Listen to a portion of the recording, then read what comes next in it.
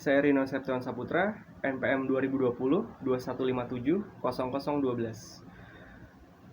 Kali ini, dalam tugas menyimak dan berbicara, saya ingin menceritakan salah satu aliran filsafat yang cukup keren menurut saya, yaitu adalah Stoicism. Stoicism muncul pada zaman Yunani dan Romawi kuno. Selama ratusan tahun, pola pikir ini sangat populer di kalangan budak dan aristokrat. Dan sampai dengan zaman modern sekarang, Stoicism menjadi populer kembali. Stoicism didirikan oleh filsuf Yunani Zeno.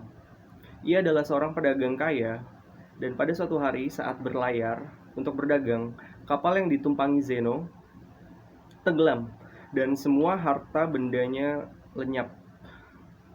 Tapi Zeno selamat dalam peristiwa itu. Ia lalu hidup menggelandang dan tiba di Athena, dan menemukan sebuah buku filsafat yang menarik hatinya. Saat itu ia jatuh cinta dengan Socrates, dan mulai berguru pada filsuf Crates dan berbagai filsuf lain. Kemudian, ia mengajarkan filsafatnya sendiri yang dinamakan Stoicism. Zeno senang mengajar di teras berpilar di sebelah agora, semacam tempat umum masyarakat berdagang dan berkumpul. Teras dalam bahasa Yunani disebut Stoa. Karena itu, ajaran Zeno disebut filsafat Stoa atau Stoicism. Stoicism berhasil membuat Zeno melewati masa-masa sulit dalam hidupnya, termasuk saat ia kehilangan semua harta bendanya sampai habis tak tersisa. Stoicism juga dikembangkan oleh filsuf-filsuf besar Stoik seperti Seneca, Epictetus, dan Marcus Aurelius. Marcus Aurelius adalah seorang kaisar Romawi dan termasuk 5 kaisar terbaik Romawi. Seneca adalah penasihat kaisar Romawi, dan Epictetus adalah seorang budak, lumpuh dan tersiksa sepanjang hidupnya, sampai akhirnya ia diasingkan dan mulai mengajarkan Stoicism pada masyarakat.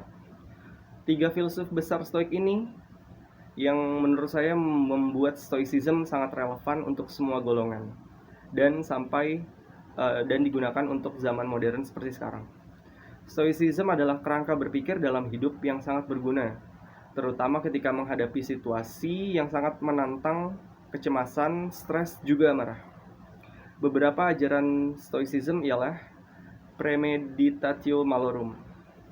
Dalam hidup ini, tidak ada yang ingin menderita, tapi terkadang kehidupan berkata lain.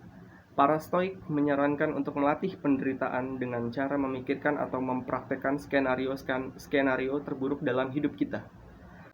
Ini untuk melatih saat kemalangan menimpa, kita akan baik-baik saja.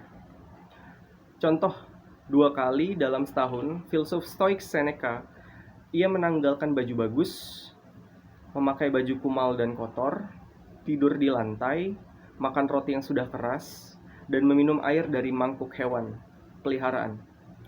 Intinya, ia menempatkan diri dalam kondisi yang tidak nyaman. Seneca mengatakan, kemalangan yang tidak terduga justru yang paling menyakitkan. Maka itu, orang yang bijak sudah memikirkan kemalangan lebih dulu. 2. Dikotomi kendali. Para filsuf Stoa sepakat pada prinsip fundamental ini, bahwa ada hal-hal yang dalam hidup yang bisa kita kendalikan dan yang tidak bisa kita kendalikan. Contoh hal-hal yang tidak bisa kita kendalikan ialah tindakan orang lain, opini orang lain, reputasi atau popularitas, kesehatan kita, kekayaan kita. Itu adalah contoh hal-hal yang tidak bisa kita kendalikan. Dan menurut Epictetus, hal-hal yang bisa kita kendalikan ialah pertimbangan atau judgment atau opini, persepsi kita, keinginan kita, tujuan kita, segala sesuatu yang merupakan pikiran dan tindakan diri sendiri. Saat kita bisa memisahkan kendali-kendali di atas, dan kita tidak berpengaruh dengan hal-hal yang di luar kendali kita, dan fokus dengan hal-hal yang ada di dalam kendali kita, kita akan merasa lebih tenang dalam menjalani hidup. Marcus Aurelius dalam Meditation mengatakan, kamu memiliki kendali atas pikiranmu, bukan sekedar kejadian-kejadian di luar sana. Sadari ini, dan kamu akan menemukan kekuatan. Marcus Aurelius juga mengatakan dalam Meditation, sudah saatnya kamu memiliki sesuatu di dalam dirimu, yang lebih kuat dan ajaib daripada hal-hal di luar dari dirimu yang mempengaruhimu layaknya boneka. Masih ingat Zeno dengan semua harta yang tenggelam dan ia bisa melewatinya? Ya, ini termasuk dikotomi kendali. Selanjutnya, perspektif luas. Lihatlah sesuatu dengan lebih luas. Ketika kita mengamati sesuatu, mundur selangkah dan melihat semuanya dengan konteks yang lebih luas. Seperti seorang astronot melihat bumi ini mengingatkan kita bahwa betapa kecilnya kita. Seperti kata filsuf Stoik Pierre Hadot, memandang dari atas mengubah penilaian kita pada sejumlah hal. Kemewahan, kekuasaan, perang, dan sejumlah kekhawatiran dalam kehidupan sehari-hari jadi terlihat konyol. 4. Amor fati atau mencintai takdir. Epictetus seorang budak, lumpuh, dan filsuf stoik.